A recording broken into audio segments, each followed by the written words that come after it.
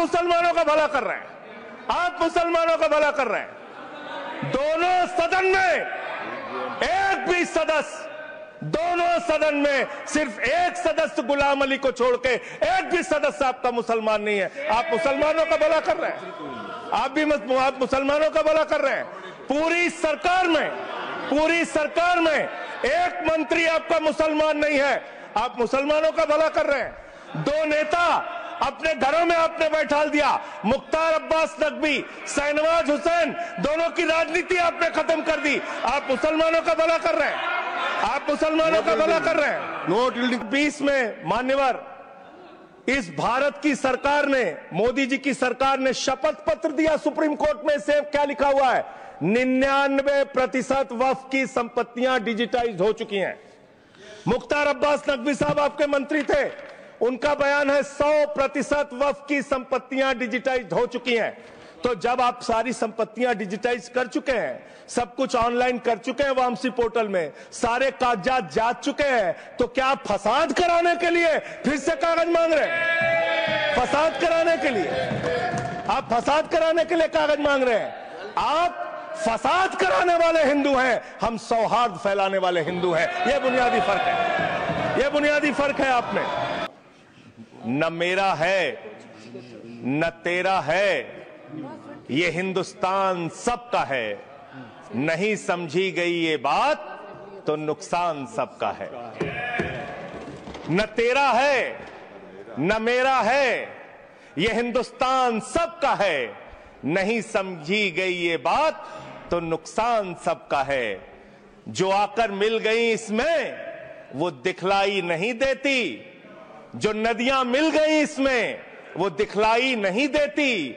महासागर बनाने में मगर एहसान सबका है, महासागर बनाने में मगर एहसान सबका है। मान्यवर, हम लोग बचपन से एक शब्द सुनते आए, सरकार माई बाप।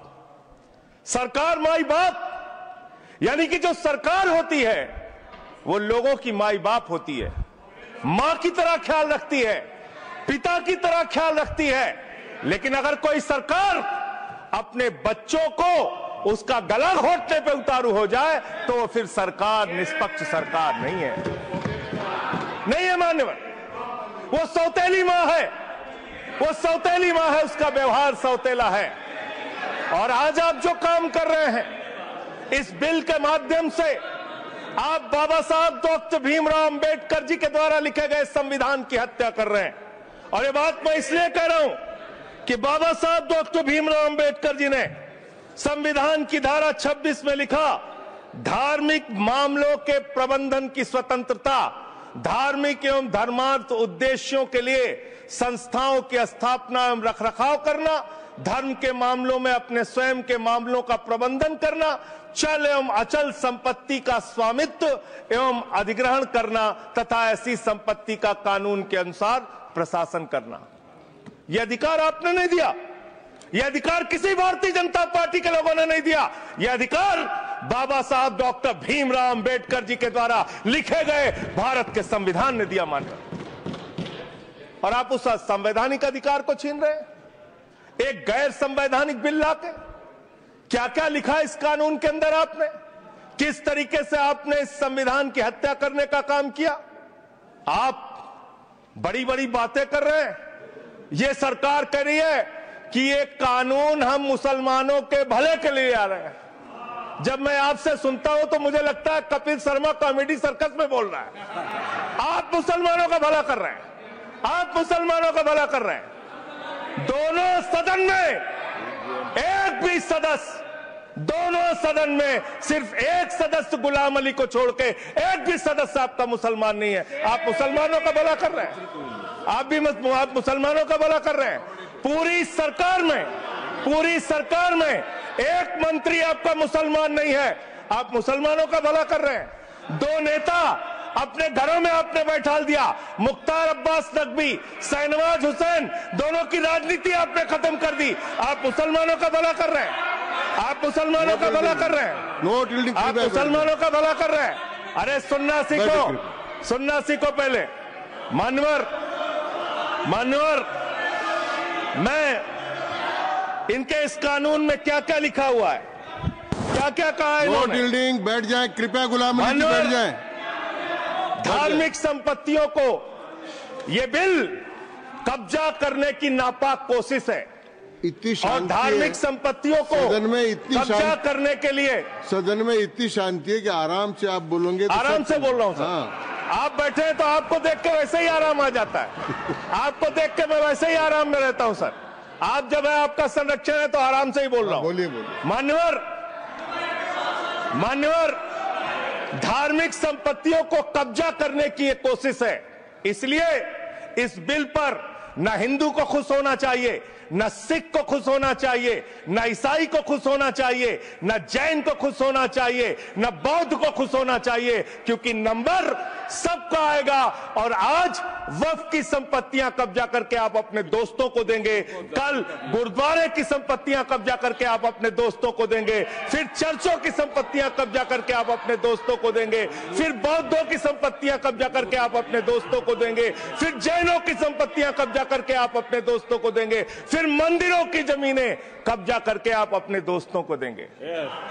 आप तो वो लोग हैं जिन्होंने प्रभु श्री राम के मंदिर में भी घोटाला किया। मान्यवर, प्रभु श्री राम के मंदिर के जमीन में घोटाला किया। मैं कागज दूंगा सर, मैं कागज दूंगा। कर दिया मैंने। ये लोग राम मंदिर में घोटाला करने वाले लोग हैं, राम मंदिर की जमीन का चंदा खाने वाले लोग हैं सर। ये लोग 2 करोड़ की जमीन 5 मिनट में 18 करोड़ में बेची सर इन लोगों ने। 16.5 करोड़ का घोटाला किया, 18.5 करोड़ में जमीन बेची। ये राम मंदिर में घोटाला करने वाले लोग हैं सर। मान्यवर, अरे प्रभु श्री राम के नाम का पैसा खाते हो तुम लोग। अरे बैठ जाओ, राम मंदिर का पैसा खाते हो। अरे राम मंदिर में घोटाला करते हो, बैठो। अरे राम मंदिर का चंदा खाते हो। अरे चंदा चोरो बैठो, चंदा चोरो बैठो, चंदा चोरो बैठो, बैठो चंदा चोरो, चंदा चोरो बैठ जाओ। चंदा चोर हो तुम लोग चंदा चोर हो, चंदा चोर हो तुम लोग, चंदा चोर हो, चंदा चोर हो, चंदा चोरो बैठो। 1 मिनट को प्लीज। चंदा चोरो बैठो। सभापति महोदय Shri Gajendra Singh ji. Sir, I am not yielding sir, I am not yielding. सदस्य ने चंदा चोरी किया इन्होंने सर, राम का पैसा खाया करने वाले प्रभु श्री राम का पैसा खाया सर इन्होंने। राम मंदिर का विषय, राम मंदिर में चंदा चोरी किया इन्होंने। चंदा चोर है सर ये लोग। इन्होंने प्रभु श्री राम का चंदा खाया। कृपया बैठ जाए। चंदा चोरी किया सर। कृपया बैठ जाए। राम मंदिर के संबंध में सर राम मंदिर के संबंध में कहे गए सभी शब्दों को मैं कार्रवाई से निकाल रहा हूं, कार्रवाई से निकाल दिए। 2 करोड़ की जमीन 18.5 करोड़ में खरीदी इन लोगों ने। 2 करोड़ की जमीन अयोध्या में 18.5 करोड़ में खरीदी। मान्यवर, आपने कहा कि इससे आप पिछड़े मुसलमानों का भला करने जा रहे हैं। सुनने में बहुत अच्छा लगता है कि आप पिछड़े मुसलमानों का भला करने जा रहे हैं। आपने इसमें कहा कि आप महिलाओं का भला करने जा रहे हैं। सुनने में बहुत अच्छा लगता है कि आप महिलाओं का भला करने जा रहे हैं, लेकिन ये सरकार और यहां पे इस समय मंत्री जी नहीं है, मैं उनसे पूछना चाहता हूं, आप देश को और सदन को गलत जानकारी क्यों दे रहे हैं? मान्यवर, 2013 के वक्फ बिल में जो भारतीय जनता पार्टी की सहमति और सहयोग से पास हुआ, उसमें भी महिलाओं के लिए आरक्षण था। मना कर दीजिए कि नहीं था? मना करिए कि हम गलत बोल रहे हैं। मान्यवर, मंत्री जी ने कहा 1 करोड़ सुझाव आया। मैं आपसे पूछना चाहता हूं, कितने करोड़ ईमेल आए, कितने करोड़ पत्र आए, कितने करोड़ सुझाव आए? पूरे देश को जानकारी दीजिए और मैं आपको दावे के साथ कह सकता हूं, जब पूरा सच सामने आएगा तो देश को पता चलेगा कितने लोग इस बिल के विरोध में थे, कितने लोग इस बिल के समर्थन में थे। मैं जेपीसी का सदस्य था मान्यवर, मैं कह रहा हूं आपसे लाइए।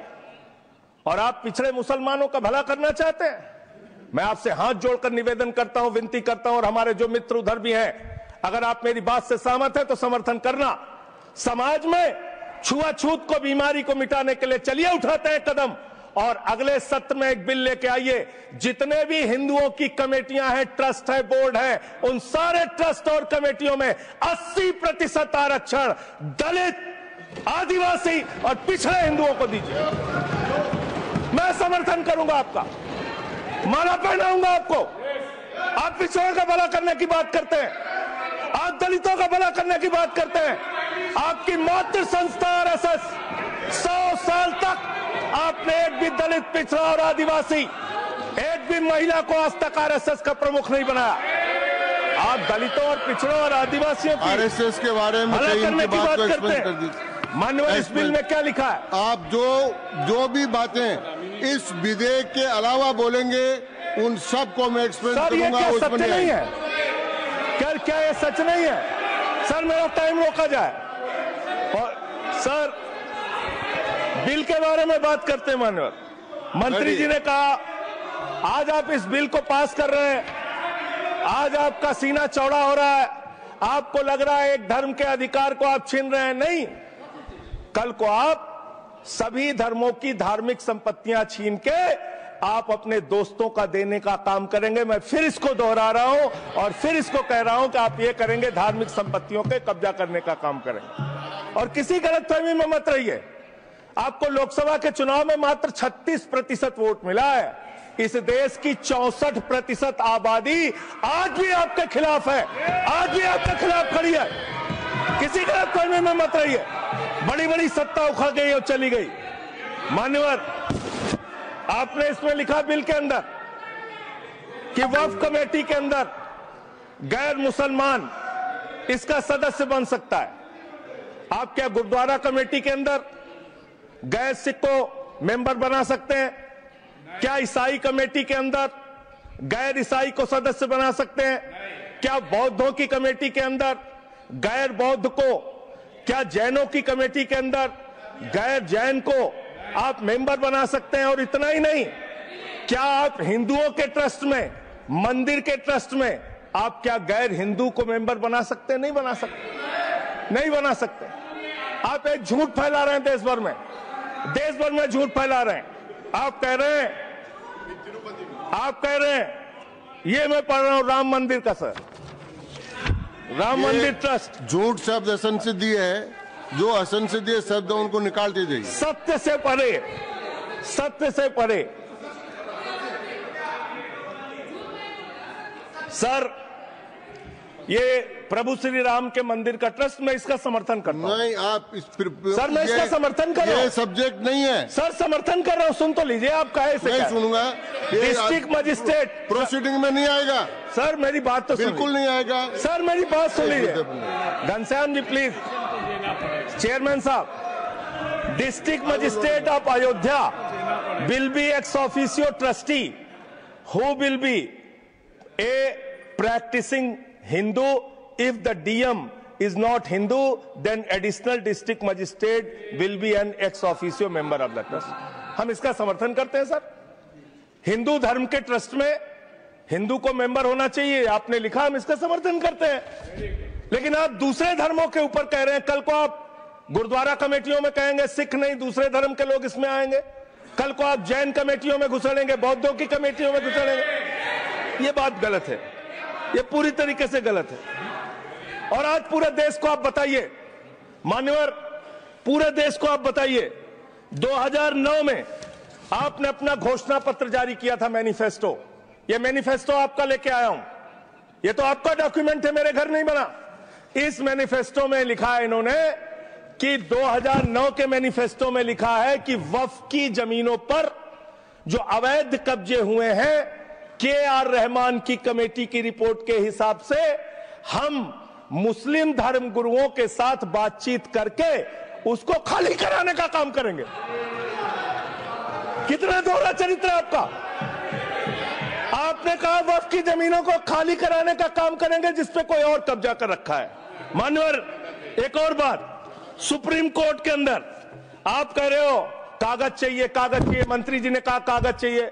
मंत्री जी, आपको कागज की बहुत जरूरत होती है, कागज आपको चाहिए। आपकी सरकार ने 2020 में, ये पूरे देश को देखना चाहिए, पूरे देश को सर, 2020 में मैं जेपीसी का मेंबर था, एक कागज वहां मिला में 2020 में सुप्रीम कोर्ट में। सर आप, मेरी बात नहीं आ रही सर, सर मेरी बात नहीं आ रही। 2020 में मान्यवर, इस भारत की सरकार ने, मोदी जी की सरकार ने शपथ पत्र दिया सुप्रीम कोर्ट में। से क्या लिखा हुआ है? 99% वक्फ की संपत्तियां डिजिटाइज हो चुकी हैं। मुख्तार अब्बास नकवी साहब आपके मंत्री थे, उनका बयान है 100% वक्फ की संपत्तियां डिजिटाइज हो चुकी हैं। तो जब आप सारी संपत्तियां डिजिटाइज कर चुके हैं, सब कुछ ऑनलाइन कर चुके हैं वामसी पोर्टल में, सारे कागजात जांच चुके हैं, तो क्या आप फसाद कराने के लिए फिर से कागज मांग रहे हैं? फसाद कराने के लिए आप फसाद कराने के लिए कागज मांग रहे हैं? आप फसाद कराने वाले हिंदू हैं, हम सौहार्द फैलाने वाले हिंदू हैं। यह बुनियादी फर्क है, यह बुनियादी फर्क है आप में। आप देश भर में फसाद, नफरत, लड़ाई, झगड़ा कराने का काम करते हैं। मान्यवर, मैं अंत में आप लोगों से सिर्फ एक ही बात कहना चाहता हूं कि आज सच्चर कमेटी की रिपोर्ट की बात कही गई और कहा गया 12,000 करोड़ की आमदनी हो सकती थी। एक सुझाव मैं पूरे सदन की तरफ से इस सरकार को देना चाहता हूं। 12,000 करोड़ की आमदनी की चिंता है वक्फ की, करोड़ों मुसलमानों की चिंता है आपको। एक अपने दोस्त को पकड़ के लाइए, नीरव मोदी को 20,000 करोड़ वसूलिए, 12,000 करोड़ वक्फ को दीजिए, 8,000 करोड़ अपने पास रखिए। 8,000 करोड़ का आपको मुनाफा होगा, 12,000 करोड़ वक्फ को दे दीजिए, करोड़ों मुसलमानों का भला हो जाएगा। मान्यवर, अंतिम बात कह के आपने कहा सच्चर कमेटी की रिपोर्ट से 12,000 करोड़ की आमदनी की बात कही गई है। अर्ध सत्य मत बोलिए, पूरा सत्य बोला कीजिए। सुविधाजनक सत्य मत बोलिए, पूरा सच बोला कीजिए। मंत्री जी, इसमें लिखा हुआ है सच्चर कमेटी की रिपोर्ट में कि भारत की सरकार ने, राज्यों की सरकार ने अलग अलग राज्यों में, अलग अलग जगहों पे 365 वक्फ की संपत्तियां कब्जा कर रखी हैं। आप उसके बारे में नहीं बताते, आप अर्ध सत्य बोलते हैं। मैं तो जेपीसी का मेंबर रहा हूं, मुझे सब पता है। तो इसलिए मान्यवर, आप फैला रहे हैं झूठ, ट्रिब्यूनल के फैसले, बस खत्म सर, खत्म। असत्य, सत्य से परे मान्यवर, सत्य से परे मान्यवर। ट्रिब्यूनल के लिए आप कह रहे हैं उसको अपील नहीं की जा सकती। हाई कोर्ट का फैसला ट्रिब्यूनल के फैसले के खिलाफ आया है, सुप्रीम कोर्ट का फैसला ट्रिब्यूनल के फैसले के खिलाफ आया है। आपने कहा 5 साल का प्रैक्टिसिंग मुस्लिम होना चाहिए। कैसे प्रैक्टिसिंग मुस्लिम तय करेंगे सर? आप क्या मुसलमानों के घर में सीसीटीवी का कैमरा लगाएंगे? कौन नमाज पढ़ रहा है, कौन नमाज नहीं पढ़ रहा है, कौन मुसलमान है, कौन मुसलमान नहीं है? आपने मान्यवर ऐसे प्रावधान इसमें रखे हैं जो बड़े अजीब हैं, जो अपने आप में ये बताते हैं कि आपकी मंशा सिर्फ देश में झगड़ा कराने की है, नफरत फैलाने की है, फसाद कराने की है। आपकी मंशा कहीं भी मुसलमानों का या किसी वर्ग का भला करने की नहीं है। बस एक अंतिम बात कह के अपनी बात समाप्त करूंगा। ये काम आपने देश के अंदर बहुत अच्छा शुरू कर दिया। आप एक काम करते हैं, देखो मुसलमानों को ठीक कर रहा हूं, दूसरी तरफ महंगाई बढ़ रही है, नुकसान हिंदुओं का। 94 लाख करोड़ रुपए शेयर बाजार में डूब रहा है, नुकसान हिंदुओं का। 11 लाख बच्चे स्कूलों से बाहर निकल गए, नुकसान हिंदुओं का। तो मुसलमानों को ठीक करने के नाम पर आप नुकसान देश के करोड़ों हिंदुओं का भी कर रहे हैं। इसलिए ये सब बातें करके देश में आप नफरत फैला के ये सब झगड़े फसाद के काम मत कीजिए। और अंत में आपसे एक ही बात कहना चाहता हूं, अभी भी वो मौका है इस बिल को जो गैर संवैधानिक है, जो बाबा साहब के संविधान के खिलाफ है, इसको वापस लीजिए। धन्यवाद।